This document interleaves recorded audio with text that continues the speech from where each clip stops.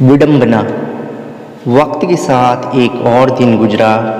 जुमे की नमाज के बाद दुआ पूरी कर लौटते हुए देखा, खुदा के किसी नेक बंदे के घर एक बच्चे ने जन्म लिया जिसका नाम था इस्माइल। नाना ने नवासी को गोदी में लेकर उसकी आंखों में खुदा का नूर पाया। वक्त बदला, इस्माइल बड़ा हुआ। छोटे से गांव में पैदा हुआ इस्माइल ये नहीं जानता था कि उस गांव के इकलौते पढ़े लिखे व्यक्ति के घर उसका जन्म हुआ है। उसके पिता का जीवन घोर अंधकार और कष्ट के साथ गुजरा। 9 बच्चों में तीसरे उसके पिता थे, जिनके माता पिता ने उन्हें लावारिस बच्चों की तरह पाला। दरिद्रता और अवहेलनाओं के साथ उनका जीवन गुजरा। बचपन से ही पढ़ने में होशियार इस्माइल के पिता ने कठिन डगर से मंजिल पाई। बचपन से ही उन्हें गालियाँ, अपशब्दों से ही पुकारा जाता और अपमानित किया जाता। दोस्तों के साथ पढ़ने की इच्छा के लिए इस्माइल के पिता ने बिना घर में रहे जंगलों में फल खाकर, पेज को सिलाई कर नोट बनाकर, कबाड़ी आइसक्रीम बेचकर स्कूल की फीस भरी और इस तरह 10वीं तक पढ़ाई पूरी की। 11वीं कक्षा में प्रवेश पाने के लिए अपने पिता से उन्होंने फीस भरने के लिए मिन्नतें की, लेकिन उनके पिता ने उनकी एक ना सुनी और इस्माइल के पिता ने रोते हुए अपना नसीब समझकर आगे बढ़ने की ठानी। दोस्तों के कहने पर सुरक्षा बल की सभी परीक्षाओं में उत्तीर्ण होकर इस्माइल के पिता को दिल्ली पुलिस में सिपाही की नौकरी मिली। उस नौकरी को पाने के लिए जो तप उसके पिता ने किया था वो हर किसी के बस की बात नहीं थी। इसके साथ ही इस्माइल का जीवन भी परिवर्तित हुआ। छोटे से गांव में जन्मे इस्माइल ने भी कभी सोचा न होगा कि उसका नसीब कुछ ऐसा होगा। 2 बहनों के बाद न चाहते हुए भी उसका जन्म हुआ। उसके माता पिता की ऐसी कोई मनोकामना नहीं थी जो बेटे के पैदा होने पर कभी किसी को होती है। फिर भी इस्माइल का जीवन वक्त के साथ बढ़ता गया। 8वीं कक्षा में सरकारी स्कूल में दाखिले के बाद इस्माइल ने जाना दुनिया में अनुशासन ही सब कुछ नहीं। अनुशासनहीनता से भरे विद्यालय में बहुत से बच्चों ने उसे बिगाड़ने की कोशिश की, लेकिन वह नहीं बिगड़ा। उसके कई उसूल थे जो कम उम्र में ही उसके मन मस्तिष्क में घर कर चुके थे। उसका मानना था जो बच्चे गालियाँ और बुरे काम करते हैं वह जिस दिन अपने माता पिता के सामने ऐसे दुष्कर्म करेंगे मैं उनके जैसा हो जाऊंगा। उसकी इस बात का बहुत से विद्यार्थियों पर प्रभाव पड़ा, जिससे उसने बच्चों को सुधारा और जो नहीं सुधरे उनसे दूरी बनाए रखी। इसी तरह अच्छे अंकों के साथ कॉमर्स से 12वीं पास कर इस्माइल के सामने पहली विडंबना आई, जो थी आगे क्या किया जाए। हिंदी में रुचि होने के कारण दिल्ली के प्रतिष्ठित महाविद्यालय में उसने दाखिला लिया। अच्छे सहपाठियों और गुरुओं के सानिध्य में अच्छे अंकों से परीक्षा में अंक हासिल कर उसने अपनी स्नातकोत्तर की पढ़ाई पूर्ण की। अपनी इस पढ़ाई के दौरान एक ही अनुभव उसका हुनर बनकर उभरा, वो था नाटक। 5 वर्षों तक नाटक पढ़ना सिखाना उसके जीवन में एक क्रांति की तरह साबित हुए। इसी बीच एक नाटक सीखने वाली छात्रा को उससे प्रेम हुआ, जिसको शायरी के जरिए उसने कुछ इस प्रकार व्यक्त किया कि मेरी नज़र में रहती है एक ख्वाब सी लड़की, जैसे सांस लेती हुई मेहताब सी लड़की। मैं उससे फासला न रखता तो और क्या करता, मैं हवाओं सा पागल, वो एक चिराग सी लड़की। उसके सामने मैं बेजुबान सा हो जाता हूँ, कोई सवाल लिए वो एक जवाब सी लड़की।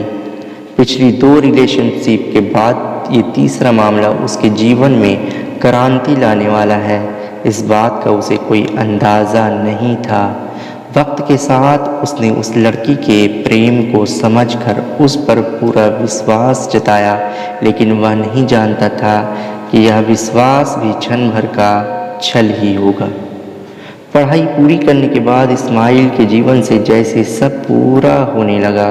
4 साल तक चले संबंध को परिवार और धर्म के कारण लड़की ने जिस तरह उसके जीवन में बिना कहे प्रवेश किया था, उसी प्रकार बिना कहे निकास भी किया। इस दुख को जताने के और किसी को बताने का उसमें सामर्थ्य नहीं रहा। आखिरी मुलाकात में सिर्फ इन पंक्तियों के साथ उसने उसे अलविदा कहा। चांद तो निकला है मगर ये रात न है पहली सी, मुलाकातें तो हुई बहुत मगर ये मुलाकात न है पहली सी। रंज कुछ कम तो हुआ आज तेरे मिलने से, लेकिन ये अलग बात है कि ये बात न है पहली सी। हर शाम की तरह इस शाम भी अपने लूडो में समय गुजारता इस्माइल छल से जीत कर खुश न हुआ। ये छल उसके जीवन में कभी नहीं था, उसके जीवन के साथ हुए छल का परिणाम था, जिसके कारण वह खुश नहीं रह पाता था। छल को वह संधि की तरह जीता और उसके विच्छेद से ही आराम पाता। समय ने उसके जीवन को ऐसा बदला जिसके गम को वह छल से जीने का प्रयास करता रहा। उसके अंतर्मन का ठहराव कभी उसे गलत काम करने ना देता। अपने आज में भी वह गम छुपा कर मुस्कुराता, इसलिए नहीं कि वह मजबूत था, बल्कि इसलिए क्योंकि उसकी सकारात्मक इच्छा शक्ति उसे गिरने नहीं देती थी। आखिर ऐसा क्या था उसमें जो उसे लोगों में सबसे अलग और आकर्षक बनाता था? इस प्रश्न का उत्तर वह खुद से भी पूछता था। एक दिन अपने मित्र से चर्चा करते हुए, 2 बार दिल टूटने के बाद भी तू मुस्कुरा रहा है क्या? दीपक ने इस्माइल से पूछा। हाँ भाई, वक्त सबका एक नहीं रहता। आज किसी ने मुझे छोड़ा, कल कोई उसे छोड़ेगा। मुझे उसके जाने क्या गम, जिस दिन महशर में मुलाकात होगी उस दिन बात होगी। इस्माइल ने मुस्कुराते हुए कहा। बड़ा मज़ा हो कि महशर में करे हम शिकवा, वो मिन्नतों से कहे चुप रहो खुदा के लिए। आज के समय में लोग शोहरत कमाने के लिए कुछ भी लिख कर छपा देते हैं, लेकिन इस्माइल को न जाने किस बात का डर था। अच्छा शायरी लेखक होने के बाद भी अपना हुनर दुनिया से छुपा कर रखता था। इस्माइल को शायरी का शौक़ था।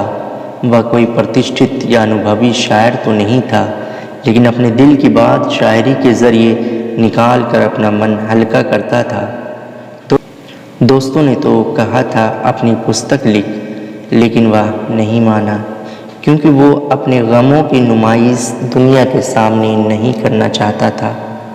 1500 से अधिक शायरी लिखकर न जाने कहाँ खो देता था।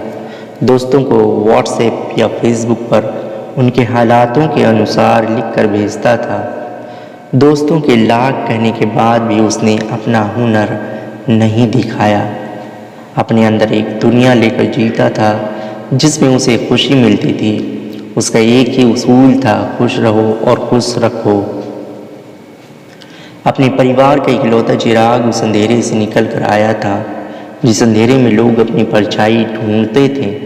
लेकिन अंधेरों का भी अपना उसूल है, यह उसे बखूबी पता था। कॉलेज में 5 साल पढ़कर अपनी मास्टर की पढ़ाई पूरी कर नौटंकी में उसे महारत हासिल थी। अपने जीवन के इन 4 वर्षों में उसने एक ही पूंजी कमाई थी, वो था नाटक। नाटक पढ़ना, सिखाना और निर्देशन करना उसको बेहद पसंद थे। अपने खाली समय में खुद को व्यस्त करने के लिए नाटक ही उसका हथियार थे।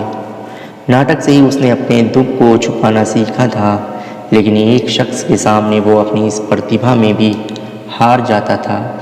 वो थी उसकी माँ। अपनी माँ के दिल के करीब रहकर उसने जाना एक वही है जिनसे वो झूठ नहीं बोल पाता था, ना अपने गम छुपा पाता था। वक्त के साथ पढ़ाई पूरी करने के बाद एक ही परेशानी उभर कर आती है जो हर युवा की ज़िंदगी में परिवर्तन का कारण बनती है, वो थी नौकरी। पिता के दबाव और अवहेलनाओं से परेशान होकर इस्माइल के सामने एक ही परेशानी थी, उसके पास कोई नौकरी नहीं थी। दोस्तों से मदद मांगता, दिन रात एक कर नौकरी की तलाश करता। इस्माइल थक हार कर एक ही चीज़ अपने साथ लाता था, वो था रिजेक्शन। 80 से 90 इंटरव्यू देने के बाद जाकर कहीं एक जगह अंग्रेज़ी पढ़ाने की नौकरी मिली, जो उसके जीवन की पहली उपलब्धि के साथ हिंदी में पढ़ाई कर अंग्रेज़ी पढ़ने तक के सफ़र को साझा करती थी। 8,000 रुपये प्रति माह की इस नौकरी से उसने अपने कैरियर की शुरुआत की। हर तरह के विद्यार्थियों को ज्ञान देने के बदले उसे राजनीतिक और मानसिक शोषण का शिकार बनना पड़ा। मानसिक शोषण को झेलने का अभ्यास उसे अपने स्कूल के समय से था, इसलिए उसे लड़ने की शक्ति मिली। वक्त गुजरता गया, इस्माइल का विवाह हुआ और 2 लड़के भी। कंधों का सहारा बनने वाले लड़कों ने उसे ज़मीन पर रखा और उसकी सारी पूंजी अपने नाम कर उसे बेसहारा छोड़ दिया। बाल मजदूरी करते हुए बच्चों के प्रति स्नेह के कारण इस्माइल को उन बाल मजदूरों ने सहारा दिया जिनका सहारा इस्माइल बना था। कूड़े में पड़ी रोटियां खाने के कारण दोनों बाल मजदूर अस्पताल में ज़िंदगी और मौत की लड़ाई लड़ रहे थे। ऐसे में उन्हें सहारा इस्माइल ने ही दिया था। वो नहीं जानता था एक दिन उसके अपने उसे बेसहारा कर देंगे और पराए साथ देंगे। वक्त है झोंका हवा का और हम पीले पत्ते, न जाने अगले लम्हे तुम कहाँ और हम कहाँ। इसी विडंबना भरे जीवन का अंत जुम्मे की नमाज के साथ ला इलाहा इल्लल्लाह कहते हुए समाप्त हुआ।